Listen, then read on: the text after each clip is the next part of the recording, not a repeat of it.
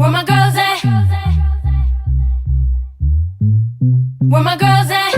Independent, free spirit. Ooh, it's something serious. Where my girls at? We link up in a cool minute. Where my girls at? It's going down, down. Where my girls at? It's going down, down. It's going down tonight. We going out tonight. Yeah, right. We going out tonight. It's going down tonight. Yeah, right. It's going down tonight. We going out tonight. Yeah, right. We going out tonight. It's going down tonight. Yeah, right.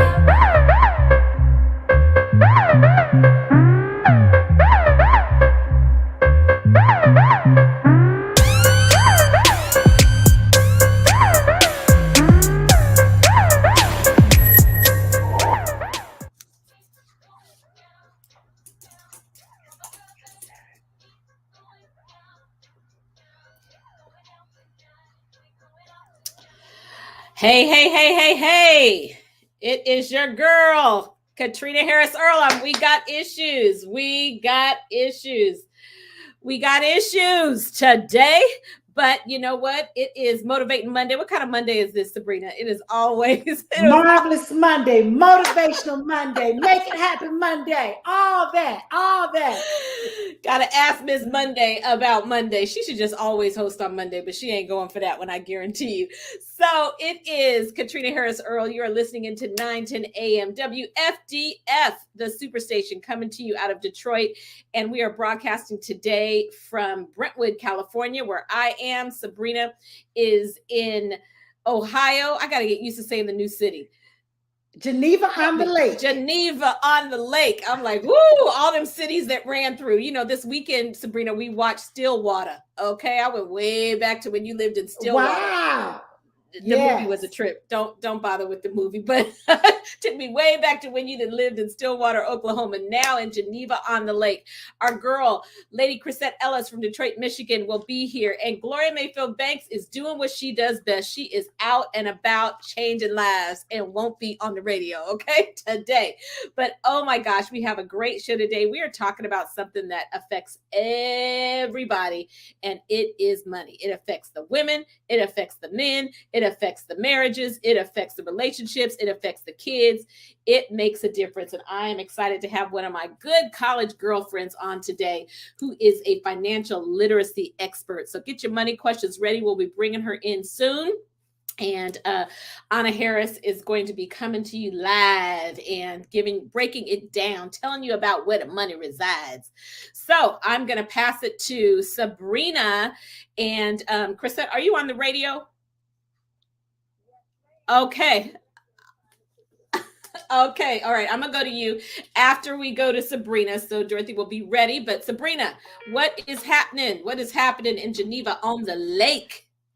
Well, it's a marvelous Monday, a bit brisk in the air. We got our first snow over the weekend. And, every different state that I live in, I have to get used to the weather terminology. When I lived in Florida, it was all about the hurricanes and hurricane winds and all of that stuff. And then of course, I'm from Oklahoma, and it was Tornado Alley. So we always had tornado watches and warnings that I had to get ready for. Well, when we moved this way, they talked about lake winds and lake snow and lake effects. And I was going to help you because that's what they call it in Chicago. But I was like, don't let me say it wrong. But yeah, they talk about the lake effect. Yeah. What is that? Yeah. What is that? So the bottom line is, you know what? You better get happy because the snow is around. It is what it is. And I just said, you know what? My attitude is my altitude. I was cold, and Kenny said, well, go get in the sauna. If you're looking for some heat, go get in the sauna that we have downstairs. And so I said, let me count my blessings. We do have a sauna, an indoor sauna. Let me go do that. But the snow was pretty. But can you imagine 2 to 3 inches where I come from? That's like a blizzard. Here, it's a light dusting. And so it's all very different. But anyway, it did get me in the mood for Christmas. I was not inspired for a holiday Christmas card. And so I found some inspiration. And so that's good. Because for the first time in 25 years, I told Kenny, well, maybe, you know what, we won't do a card this year. Maybe that time is up. But I found my inspiration. So we're ready to go. We're ready to go.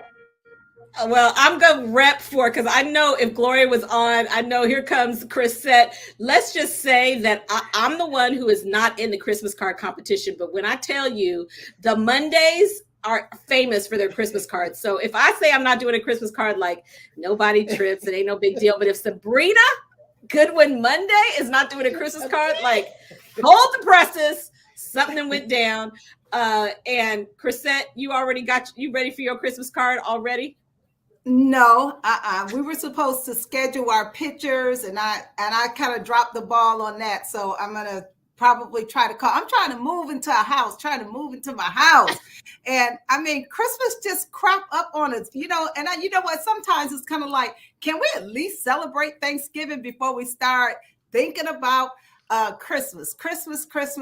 But you know, it's one of those things where sometimes, depending on how much you decorate, it's kind of like if you do it after Christmas, you don't really have that, you know, long of a time to keep your decorations up. So anyway, it is definitely beginning to look a lot like winter around here. And I was, you know, Sunday when it started to snow, I do kind of secretly enjoy the very first snow. It's just so beautiful. And it wasn't too cold out. And so I saw Sabrina, your post, and I was like, oh yeah, welcome to my world. Welcome to my world. It's going to be nice and chilly. And Katrina knows about it. She had to get introduced to it when she moved to Chicago. That's what happened when you marry a man from Chi-Town. Okay. You gotta move from that hot, sunny California into the Four Seasons. It's so beautiful. There's a time where you kind of like over it, but right now it's a time to really, really enjoy it. And you guys, I don't have a lot on today because I am so excited to meet your guests, Katrina, and to hear about saving money. I got to save my money, Yes. We're going to learn all about it. But our girl, Gloria, is on the radio. Gloria, how are you? How are you? I'm so excited. First, I want to tell you, I love Florida, where it was nice and warm, and I get to Baltimore where it's freezing cold. And then I saw some pictures out of the Detroit area with some snow. My grandkids up there. I was like, oh no, I don't ever want to see a snowflake. I don't care if it's the first snow, the middle snow, the last snow. I tell my kids, no flake, don't cut no flakes out of paper. I don't want to see no snow ever. After Detroit and Boston, I don't ever want to see snow. Ever. However, I'm not a humbug, and we will be starting our Christmas card process, not to win, just to say we did it, okay? Just to we'll get it in January. You know, your New Year's card. St. Patrick's Day. You know St. Patrick's Day. We have St. Patrick's Day with me. I'm talking trash, y'all. I'll see you talking trash, but one day my face is going to be right back up there, and you are sorry you do. We want to know about it. I know we want to know about it today. Happy Monday to everybody. And this is important for everybody, absolutely important. And I'm excited to bring my girlfriend in. And I'm going to tell you a little bit about her as Dorothy brings in my good college girlfriend, Anna Harris from the Bay Area. Welcome to We Got Issues, Anna Harris. Yay. All right. I want to tell you before you brag on yourself and tell a little bit about yourself, how we're connected. And if you want to say something great about me, you can too, college friends. She is a second generation native of Northern California, a woman of faith. She calls herself the CFO, the Chief Faith Officer. She is a mom in chief, more than 25 years in finance administration and business administration, serving in corporate, nonprofit, government, and higher education, a financial educator and dream builder. I love that, building dreams, because it takes some cash to build your dreams. World-class independent licensed financial services professional with World Financial Group, broker and agent. So we're going to talk about all the different things that she does. Y'all, she is a part of the National Finance Education Council, a master. She's smart, Master of Arts in Public Administration from USC. Oh, I almost said the competitor. And of course, a bachelor's in economics. We share that same degree from Mills College, a women's college in the Bay Area.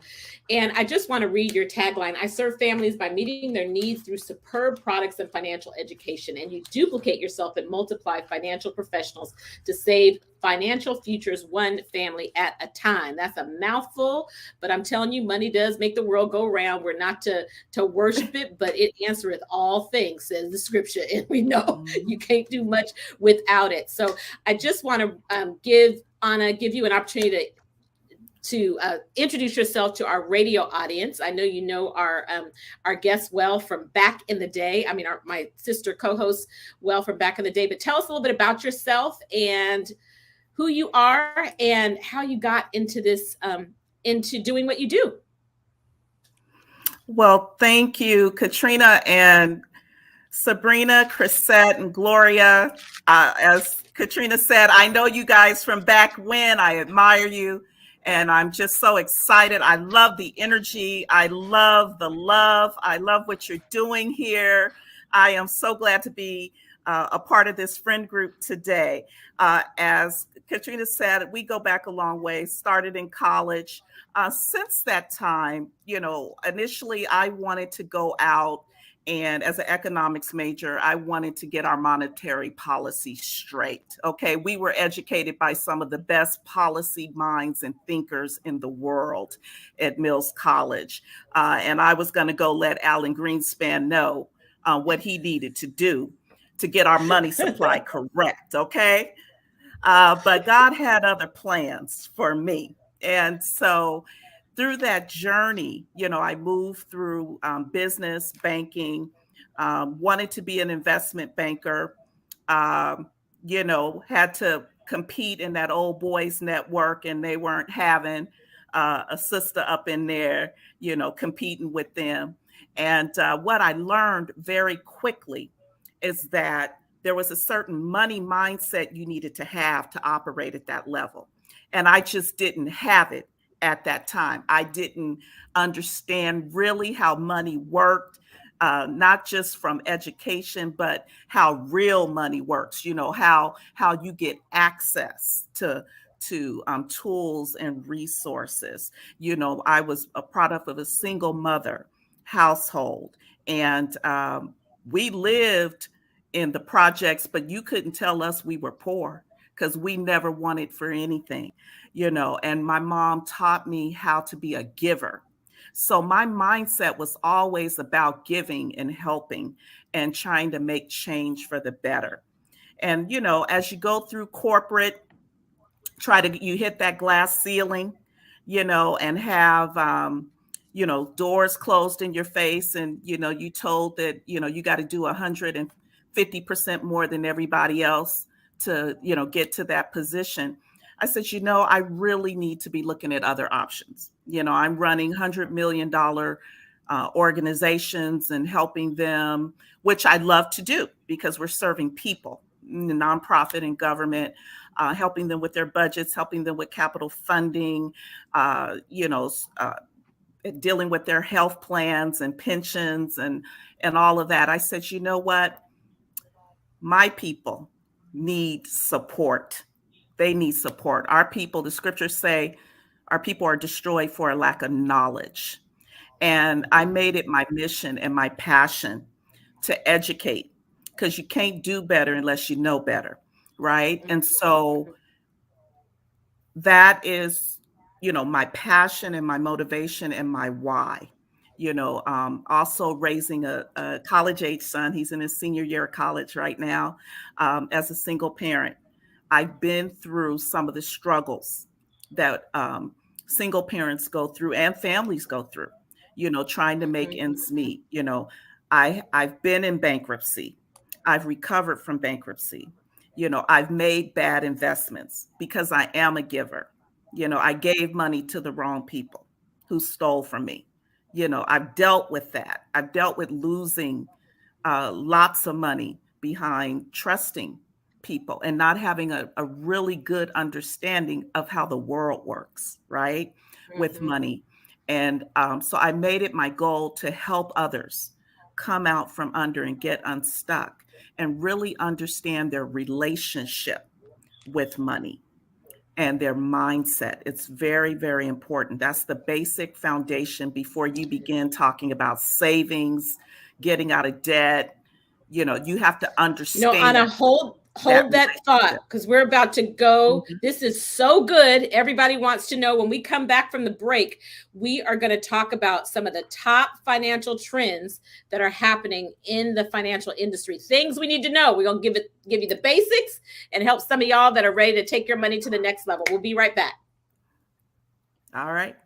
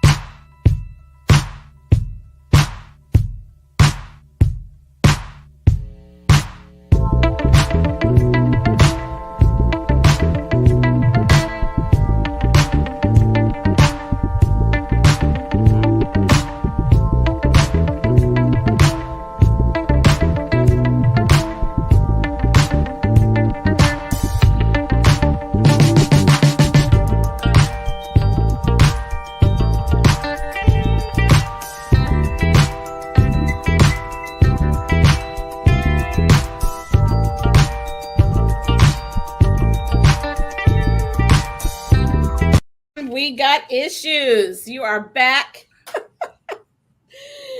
You are back. You are back. Okay, got wardrobe malfunction. I'm stuck to myself over here, but it's all good. It's all good. You are listening to We Got Issues, and this is Katrina Harris Earl. You're here with Sabrina Crissette. Gloria is on the radio, and we have a guest, Anna Harris. I want to just share, Anna, before you start talking about those top tips and trends, Just some stats. More than 3 out of 4 Americans report feeling anxious about their financial situation. 68% of Americans worry about not having enough to retire. 56% worry about keeping up the cost of living, managing their debt level, and how the finances control their life. 52% have difficulty controlling their money-related worries. I love the fact that you were sharing your story, and it has been proven. It says higher education has been long touted as a ticket to the middle class, but for Black Americans, that has been as true, not as true as one might hope. The typical Black household headed by someone with an advanced degree has less wealth than a white household with only a high school diploma. So you were talking a little bit about that, and I know you can break that down and make that even more real. Anything you want to say about what you were finishing, and then we want to talk about those top financial tips you were sharing with me earlier, the trends that are happening right now. Yes, well, all of what you cited is definitely a reality, and you can multiply that 200-fold for the Black community. I would say in my working with my clients, one of the things that I come across is, again, folks whose anxiety, right? Having real fears about, when you talk about investing or saving, or, the problem looks bigger than sometimes that they can even fathom. So what I do with my clients is I try to break it down into really manageable pieces. And I split into 2 groups. I look at those who are considered middle America, make about 100,000 or less. Most of those have jobs. They're in 401k plans. They have some basic term life insurance. A lot of them rent homes, put money in the bank, credit cards, or overuse of credit cards. Sometimes that causes a lot of anxiety and stress. And they have minimal tax advantages, and probably no advisor to advise them on how to plan and create a strategy. And those are the ones that are getting squeezed the hardest. There's 2 things I want your listeners to keep in mind. It's not how much money you make, it's how much money you're able to keep. And the 2 things and 2 strategies that people who are money conscious, have an abundance, healthy mindset, and wealth building concept understand are 2 things. You have to grow your money. You have to have interest crediting strategies that are aligned with the market and are providing a much bigger return than keeping your savings, like our good old grandmamas used to do, in that jar, in that bed. Okay, we got to grow that money, ladies. Okay. And so what I do is I help individuals understand basic concepts around how money compounds, getting a basic concept on compound interest. Okay. And the rule of 72, which says any interest rate that you're being presented by a finance company, 4%, 0%, 12%, you divide that by 72. And that'll tell you how long it will take for your money to double, right? Most of us who have money in banks are earning less than 1% on that money, okay? And it takes 72 years for that money to double. So with a $10,000 savings at 29, your money will not double to 20,000 until you're 101 years old, okay? On the other hand, if you're investing in a strong, that's like fund, that right there is like, that's breaking it down to the basics. Okay. Like to the basics. Let's just talk basics. And let's say you have a good mutual fund that you're invested in at 12%. Okay.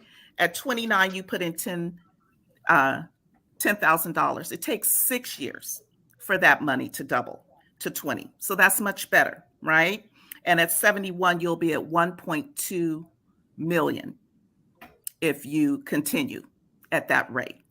So what we try to do is try to move folks' mindset from that, I got to save up for something, and look at ways to, and that's good, having a 6 months emergency savings plan and saving for particular purchases is excellent, right? But we got to look at the ways to save money and grow the money exponentially. Okay.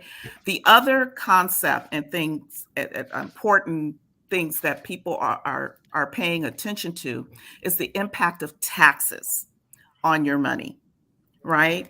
That middle class that I talked about that makes 100,000 or less a year are heavily taxed. They're the most heavily taxed group, right? And then those who are under that, just above the poverty line, are feeling the benefits of that as well. So the other group that I work with that are 250,000 earners or more, they're typically business owners. They usually operate in indexed accounts, and I'll talk about what that means. They have permanent cash value life insurance that they leverage and borrow against to be able to fund their college educations for their kids or to invest in real estate, or what we say, to use a dollar twice. You invest it in yourself and build a cash value life insurance policy that you can grow and borrow against. And then you can go around and turn around and put that money in investments in the stock market, in cryptocurrency, in other types of investments. That's using a dollar twice. That's what wealthy people do. Okay. They're usually homeowners. They have diversified portfolios. They are debt free.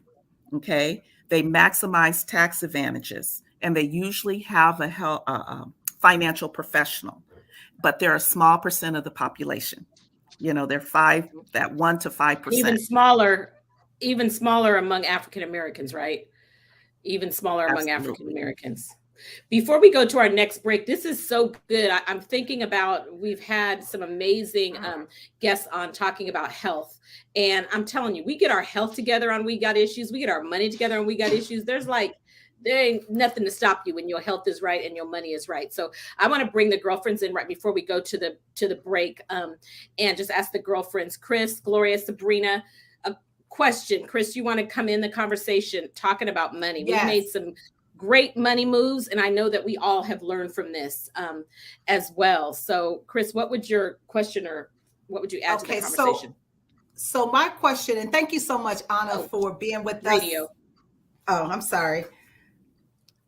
Thank you so much, Anna, for being with us on today and just sharing this wealth of information that you have. So my question is, sometimes, like you said, if you knew to do better, you would do better. And sometimes you know to do better and you still don't do better, right? So my question is, for those individuals who are past the 20s and the 30s and the 40s, where they could, they have a longer length of time to grow their money. For those of us that are like, in our 50s, moving close to 60s, and, we have less time ahead of us than behind us. So what would you say is the best thing that we should do at this point to grow our money?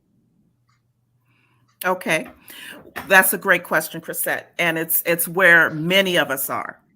Most financial professionals and advisors are 55 years and above. And so with the baby boomers retiring and phasing out, we're losing a lot of financial advisors. And one of the reasons why I bring that up is because a large population of our clients are exactly in this situation. And what we do with what we encourage with these clients is income and wealth preservation and planning for future income. Okay. Also, this is the time where many folks begin to think about legacy planning and passing generational wealth on. Now, those who have not saved, right? Some of the strategies, they're different if you're employed. You have a job that, you have a 401k or someone's contributing to your retirement, versus if you're self-employed or you're entrepreneurial. And I'll go over really quickly a couple of the differences. Some of the things you can do if you're employed is that you can do what they call catch up contributions if your employer provides a 401k, and you want to look at a time horizon of, depending on how close you are to that retirement, which of 70 and a half years, where you're going to have to take what the IRS calls required minimum distributions. Okay. And those of you who have the benefit of having a tax accountant, you definitely want to start working on this sooner rather than later if you are 55 or above, because there are tax provisions that allow you to roll over your 401ks, your IRAs, and your private pensions if you're self-employed, your SEP IRAs, or your self-directed IRAs, if you have one of those savings instruments or individual retirement arrangements. They will allow you to roll that over so that you can minimize the tax impact that you will have when you actually are required to take required minimum distributions. And let me tell you why this is important. We're going to go to another break. This is important because there's so many people in this situation. So I definitely want you to pick that up when we come back. You guys avoid too much regret, learn from it, and take actions to prevent it. If you've made mistakes, it's never too late. Today is a good day to turn the corner and make a new difference. We'll talk more about money when we come back. Keep listening to We Got Issues.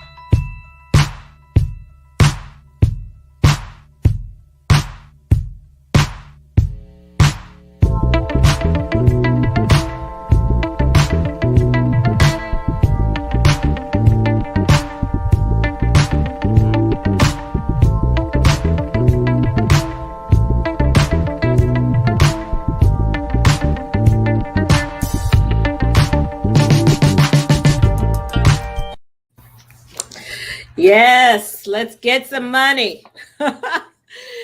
Get some money. You know, I love this conversation that we are having today on We Got Issues with financial literacy expert Anna Harris. She is breaking it down. You know, as entrepreneurs, we have helped a lot of people make a lot of money, but it is important, like Anna said, it's not just what you make, it's what you keep, and learning how to double your money and make your money work for you. Before I go back to you, Anna, I want to remind the audience dial in. This is an opportunity for you to ask a question, 313-778-7600, or even share with us what your best money moves have been or how you've recovered from some money mistakes. We've learned so much. I've learned so much from you, Gloria. You have really been an amazing example of how to make great money moves as an entrepreneur. So Gloria Mayfield Banks, listening in from the radio, can you chime on into this conversation? What can you add?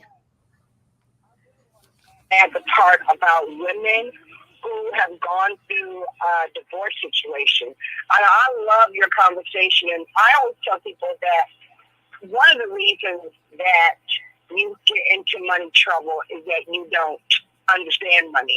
But another reason that you get into money situations is because of life challenges. And I got untangled from a money situation because I got an advisor. So sometimes you need an advisor to help you invest in money, but sometimes you need an advisor to help you navigate through a bad situation to get to a place where then you can start investing money. Do you know anything about that, or do you have any feelings about that thought? Okay. All right. Yes, Gloria, absolutely. And that's where my heart is in the financial literacy and education. This is where you're talking about a financial coach or someone who can help you create a plan, but get down to the work that needs to be done mentally and emotionally, because you got to deal with what happened to you. You got to deal with that loss. You got to grieve that. You have to understand, particularly if that partner was the one who handled all the money. Where do I start? There's a lot of work that needs to be done. And in my financial education and literacy platform, that's what I do. I help folks work through the behaviors, the attitudes, the fears, understanding, okay, let's look at how we got into this situation so we can build a roadmap or a strategy to come out of that. Mm-hmm. So absolutely, that's the work I do for free. I do without getting paid, because that's what's needed.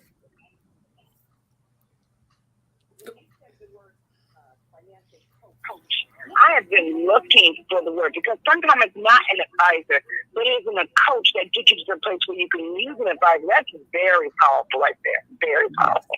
Yes. Mm-hmm. I'm going to pass it to Sabrina, but can you just give people, do you help people all over the country or just certain states? And can you just we'll pop your website up for the Facebook audience, but tell people how they can reach you.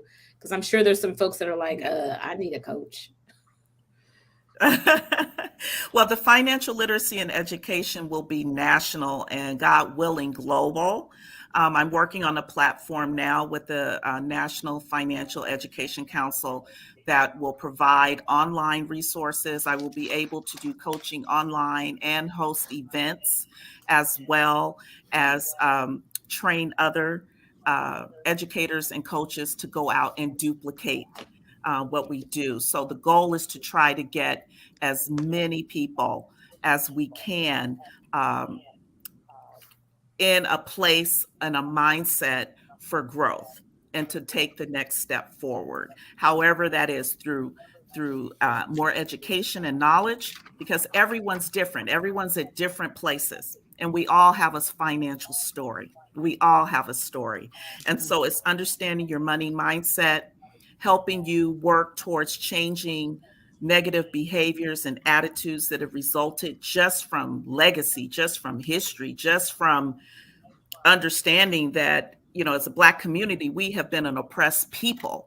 And so the whole tax structure, the whole government structure has been historically disadvantaged for us. And so it's really a lot of healing that takes place on this platform, and creating balance and learning how to stay focused on your goals and having someone there to help you along the process. What I do with my products and services through World Financial Group, we market products for various companies, Templeton, Franklin Templeton, Prudential, Transamerica, different financial services companies. I am licensed in growing. I can, as you said, Katrina, operate nationally. We're in the United States and Canada right now. So it's not a limit to where I can service. And so feel free to contact me. My contact information is on the website. You know, you could schedule a Calendly with me. I work with a team of professionals. If I don't have the answer, because I'm not a licensed stockbroker, but I work around professionals and wealth planners who can help you with that if that's where you're looking to go. Excellent. Excellent. Go ahead, Sabrina. Yeah, Anna, thank you so much for this wealth of information. As a community, money is just not easy for us to talk about. If you don't have it, you're ashamed, you're embarrassed, you don't think you have enough to do anything with. If you have a lot of it, you don't want to talk about it because you don't want anybody to know what you have. And so how do we make the conversation easier? I know there are probably listeners right now who have something to work with, but they don't think it's enough. When I was younger, that was always my thought. Well, I don't have enough to do anything with. And unfortunately, I let many years go by when I had something to work with, but I didn't think I had enough. So talk a little bit about what's enough. And my part two of that is what makes a great coach for you? Because sometimes when we deal with money, we found good people that are a match. And then there are sometimes when we have not found a match and it's been a turnoff. So can you address those two issues? Mm-hmm. Those are great. Great questions, Sabrina.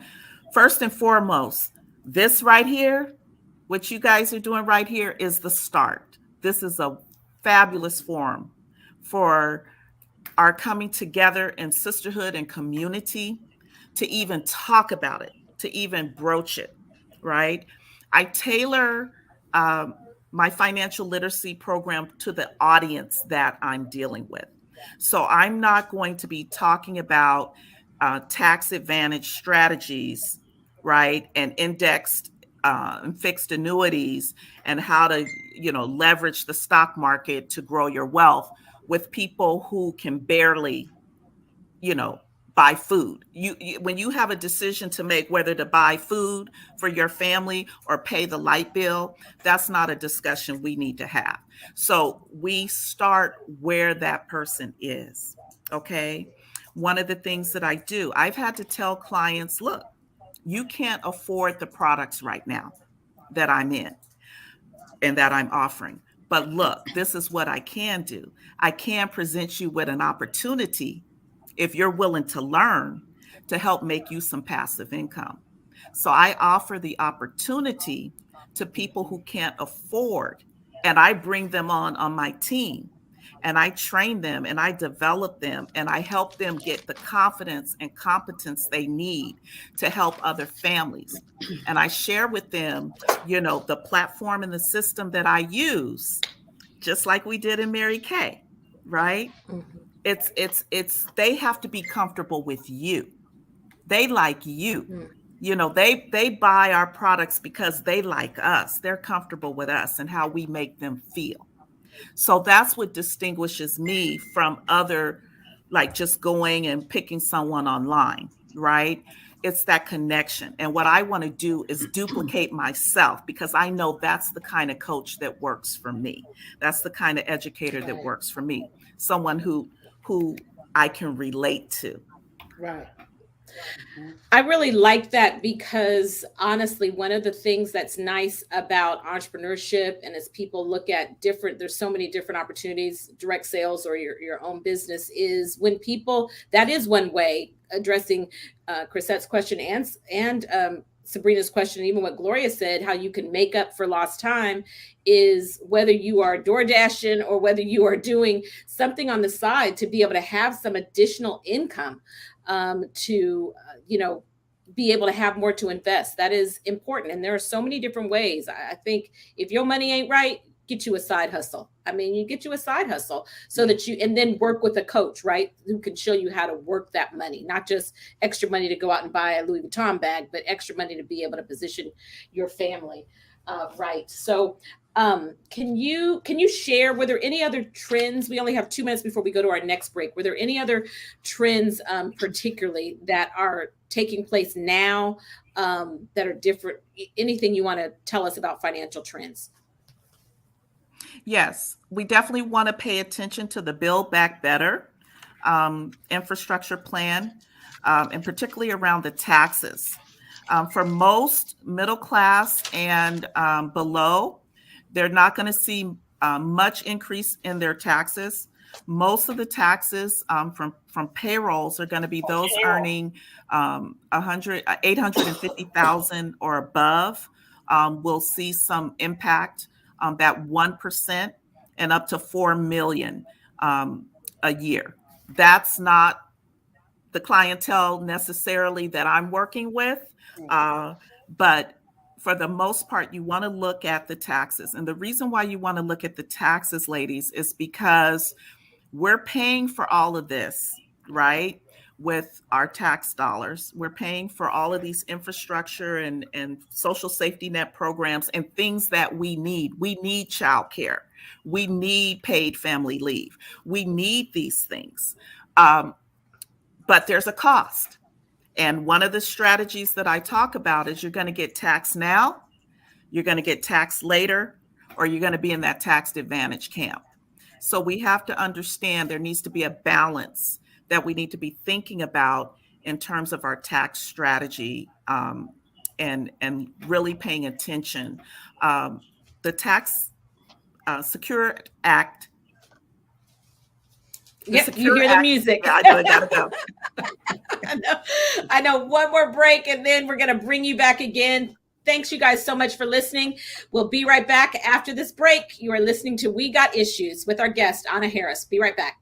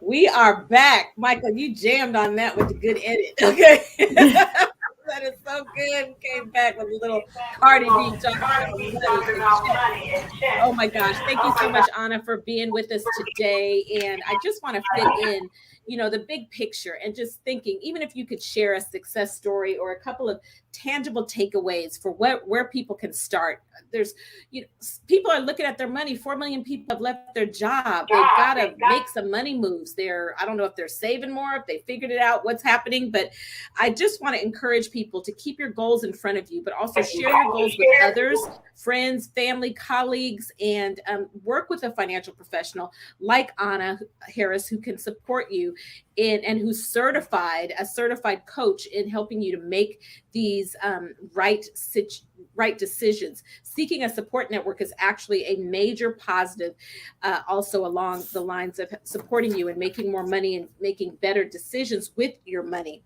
Once you have a clear goal, take advantage of all the tools that are available to you so you can start working toward achieving it. So can you just give us, I'd love to hear a success story about how you worked with someone who was in your situation, maybe even your own success story, how you pivoted, how you turned it around, and how when do you start seeing like, oh my gosh, I really have taken my finances from here to a whole different, better situation? Can you give us some hope? Tell us. All right. And some tangible things we can do today. Yeah, as you mentioned in my bio, I switched from operating as a professional chief financial officer within organizations, but I changed that to chief faith officer because I believe strongly it all belongs to God, and we're here to glorify and use his resources in a way to bless others. And I believe when you start out with that mindset to help change lives, things happen for you. Money comes. It comes. It just works. But some practical things that I did was, yes, I talked with people that I trust. Because I tend to have an abundance mindset. I just believe money's going to come. I give it away. Try to find someone who you can bounce. I have a good friend. Her name is Karen Gether. She also went to Mills with us. She's the one that keeps it real, and she's the one that keeps me grounded when I want to make a big purchase. Out of college, we accumulated so much debt, and just because they just give you credit cards and all that. And my success story was that I was able, through some debt management strategies and working through a Christian based debt management company that helped me get out of under quite a bit of debt when you include student loans. Mills was not expensive. Was not inexpensive. It's pretty pricey. And so, yes. And so that was pulling myself up, establishing the disciplines, that you need. Look for ways to, reduce your spending. Is this a need to have or want? Also look at if you have property. Look at leveraging your property by taking some of the equity out of your property to help you get out of debt, or to supercharge your savings so that you can definitely, if you were one of those who did not plan ahead for retirement, these are some things you can look at. But yeah, it's really, for me, just trusting God. There's so much about financial education in the Word of God. And for me, that's my grounding, right? That's my premise. That's where I operate from. But it's about having a mindset of helping others and getting yourself in a position to be able to be a blessing to your family, to yourself. Right? It begins with taking care of ourselves. I'm important. I'm important enough to have my own savings. I'm important enough to have my own home, or the home that I want. And it's never too late. It's never too late. I helped my dad set up a living trust and for his home that he bought at 70 years old. Can you believe it? At 70 years old, because he got pushed out because of gentrification in Los Angeles. They built skyscrapers in South Central, and he got pushed out of his home or his apartment of 25 years. And he came back up here to Northern California and bought a home at 70. There are many people who are retiring that don't have enough. They have to go back to work.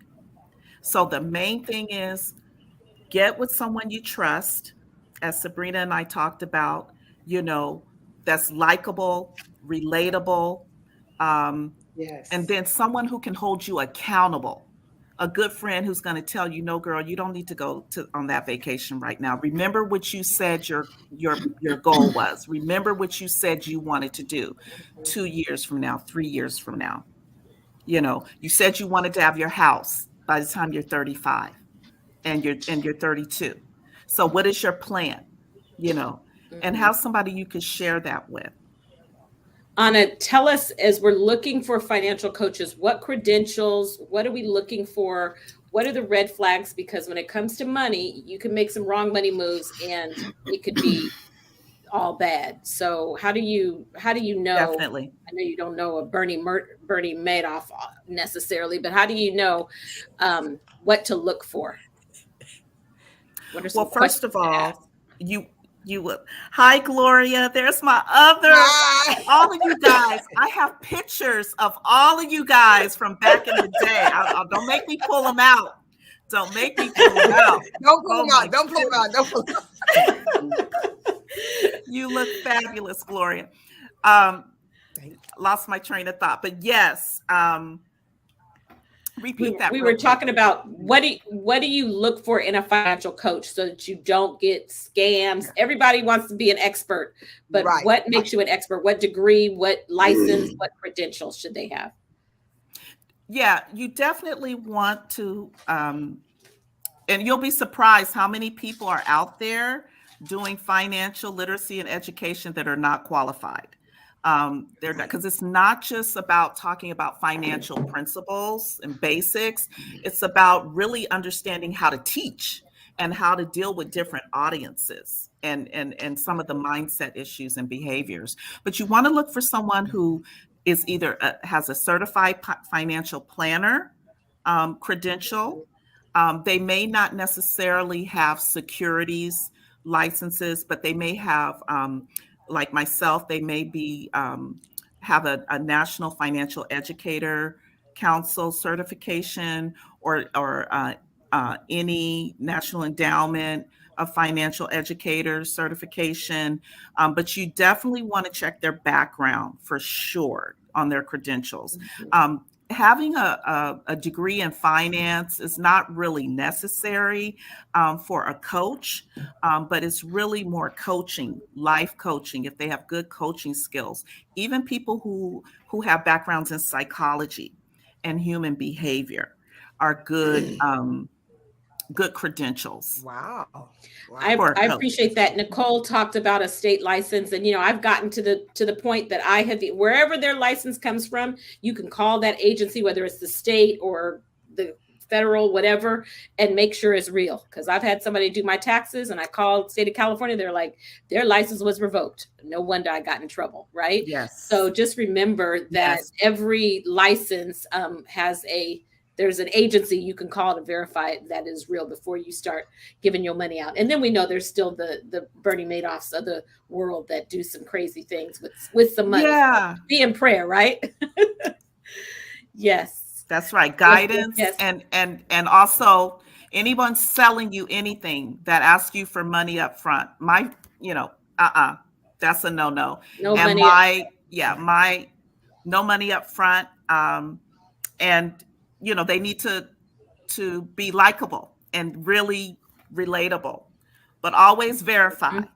Always verify. Always verify. Excellent. And those of you that are on social media, we put Anna's website in the chat, so you'll be able to see it there. We appreciate you so much, Anna, for joining us today. Thanks for being here. It's just the beginning of the week. It's Monday, so be ready for a full week of We Got Issues. We will see you tomorrow. Sabrina, you up tomorrow? Yeah. Your show. Yeah, I'm on tomorrow. And Anna, thank you. Tomorrow, we're going to be talking about side hustles, making sure that we got some extra money to do some extra with. So thank you for being with us. Okay. All right. See you guys tomorrow. All right. Bye-bye. Call us tomorrow. Tell us what your side hustle is. Okay. If it's legal, we want to hear from you. All right. Bye-bye.